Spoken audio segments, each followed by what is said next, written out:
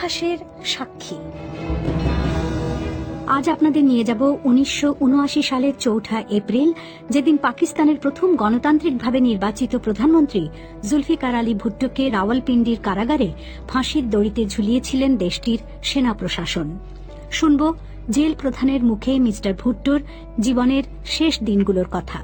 ইতিহাসের সাক্ষী পরিবেশন করছি মানসী বড়ুয়া।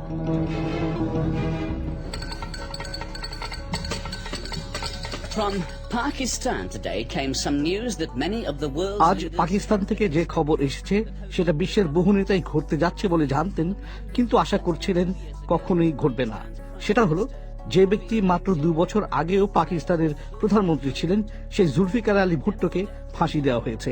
তার রাজনৈতিক প্রতিপক্ষকে হত্যার ষড়যন্ত্র করার দায়ে তাকে প্রাণদণ্ড দেওয়া হয়েছে। মিস্টার ভুট্টোর মৃত্যুদণ্ড কার্যকর হয়েছিল রাওয়ালপিন্ডি জেলে। ব্রিগেডিয়ার রাহাত লতিফ তখন ছিলেন রাওয়ালপিন্ডি কারাগারের দায়িত্বে। তার মনে আছে মিস্টার ভুট্টোকে ফাঁসিতে ঝোলানোর সেই রাতের কথা। তিনি বলছেন, কারারক্ষীরা যখন সাবেক প্রধানমন্ত্রীকে ফাঁসির মঞ্চে নিয়ে যাবার জন্য আসে, তখন তিনি নাকি কড়া ঘুমের ওষুধ খেয়ে ঘুমিয়েছিলেন। যখন ওরা তাকে ডাকতে এলো, তাকে উঠে ফাঁসির মঞ্চে যেতে বলল, তখন ভুট্টো গভীর ঘুমে। তিনি উঠলেন না। ওরা তখন ওনাকে স্ট্রেচারে তুলল। কারাগারের ডেপুটি সুপারিনটেন্ডেন্ট, যিনি তার প্রহরার দায়িত্বে ছিলেন, তিনি বলছিলেন, আপনার এখন ওঠার সময় হয়েছে, আপনি নিজে থেকে উঠুন। মিস্টার ভুট্টো একটু করে মাথা তুললেন, তারপর আবার ঘুমিয়ে পড়লেন। তারপর ওনাকে যখন ফাঁসির মঞ্চের কাছাকাছি নিয়ে যাওয়া হয়েছে, তখন ওনাকে আবার বলা হলো, আপনি এবার উঠুন। লোকে সবকিছু দেখছে, আপনি না বলেছিলেন আপনি সাহসের সঙ্গে মৃত্যুবরণ করবেন? এই কথা শুনে তিনি গা ঝাড়া দিয়ে উঠে দাঁড়ালেন। সাহায্য নিয়ে উঠলেন অবশ্য। আমাকে জানানো হলো তিনি ফাঁসির মঞ্চে গেছেন। ওনার হাত বেঁধে দেওয়া হলো। উনি বললেন, আমাকে ছেড়ে দাও, ব্যথা লাগছে, তাড়াতাড়ি সবকিছু শেষ করে ফেলো। ওটাই ছিল মিস্টার ভুট্টোর শেষ কথা।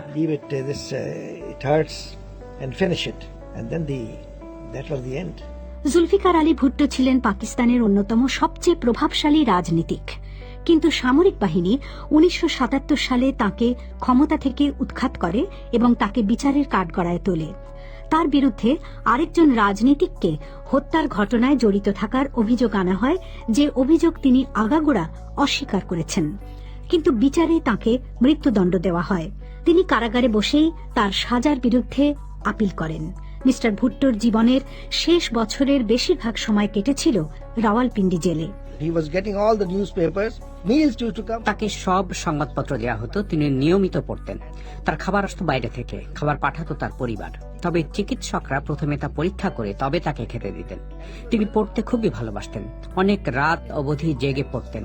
তিনি কফির দারুণ ভক্ত ছিলেন। সকালের নাস্তায় ডিম ভাজা আর রুটি খেতেন রোজ, সঙ্গে কফি আর চুরুট। এটাই ছিল তার দৈনন্দিন অভ্যাস।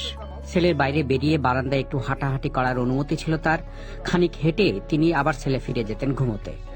লাহোর হাইকোর্ট তাকে যে মৃত্যুদণ্ড দিয়েছিল, তার বিরুদ্ধে তিনি যে আপিল করেছিলেন, সে বিষয়ে সিদ্ধান্ত না হওয়া পর্যন্ত সেখানে এভাবেই তিনি সময় কাটিয়েছেন।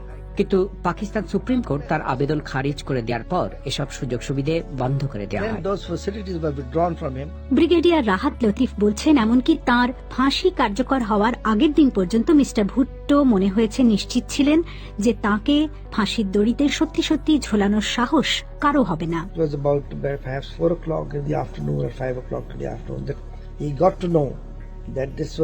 মনে হয় বিকেল 4টা-5টা নাগাদ হবে মিস্টার ভুট্টো জানতে পারেন তার স্ত্রী ও মেয়ে তার সঙ্গে শেষবারের মতো দেখা করতে আসছে।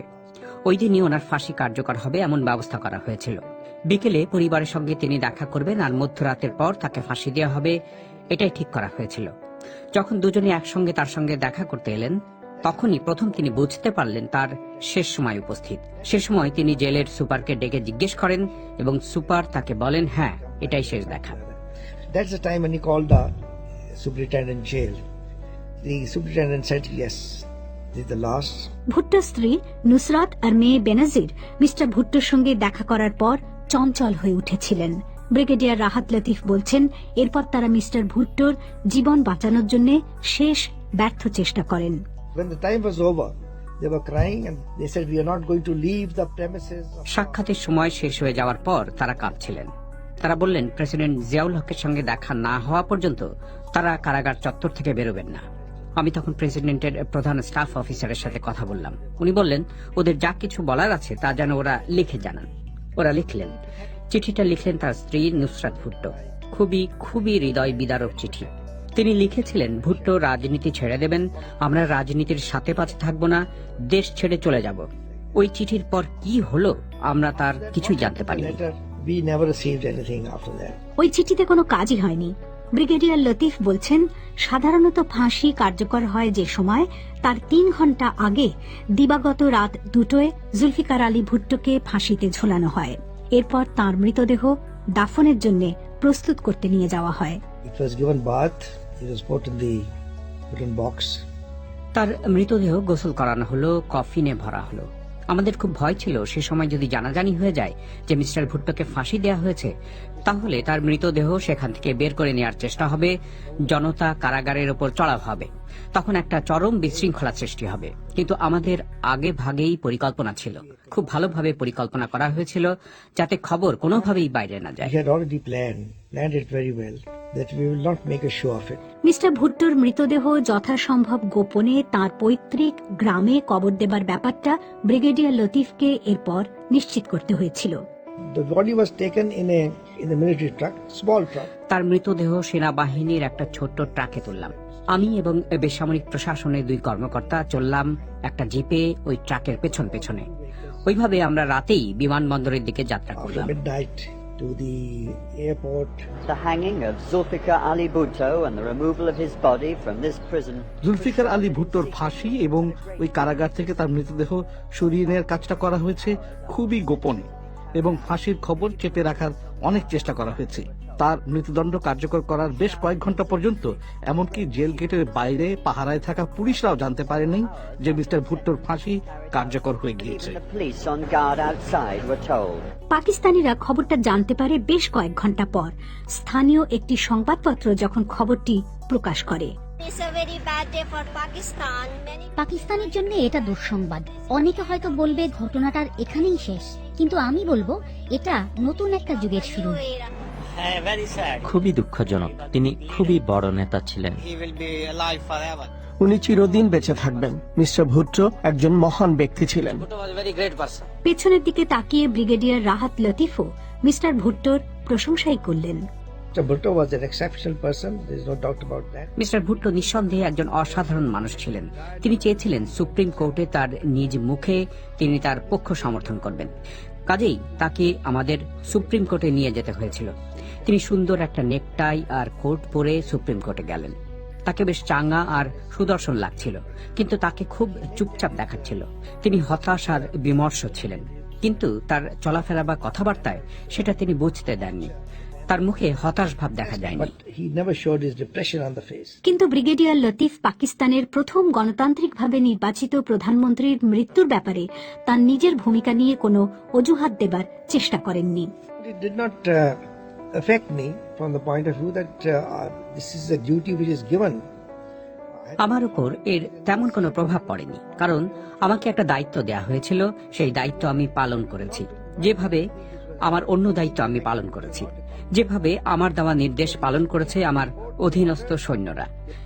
এখানে আমরা অবৈধ কিছু করিনি। আদালত রায় দিয়েছে, আমরা সেই রায় কার্যকর করেছি।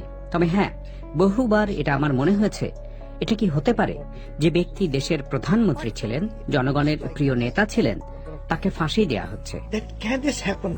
That the person who's been the prime minister of the country, who's been a popular figure among the masses, and he has been hanged. মৃত্যুদণ্ড কার্যকর হওয়ার পরেও মিস্টার ভুট্টো পাকিস্তানের রাজনীতিতে একজন আলোচিত নেতা হয়ে থেকেছেন। তার মৃত্যুর 9 বছর পর তার কন্যা বেনজির ভুট্টো দেশটির প্রধানমন্ত্রী হয়েছিলেন। পাকিস্তান সেনাবাহিনীতে মেজর জেনারেল পদে উন্নীত হয়েছিলেন ব্রিগেডিয়ার রাহাত লতিফ। বর্তমানে অবসর নিয়ে তিনি বাস করছেন লাহোরে।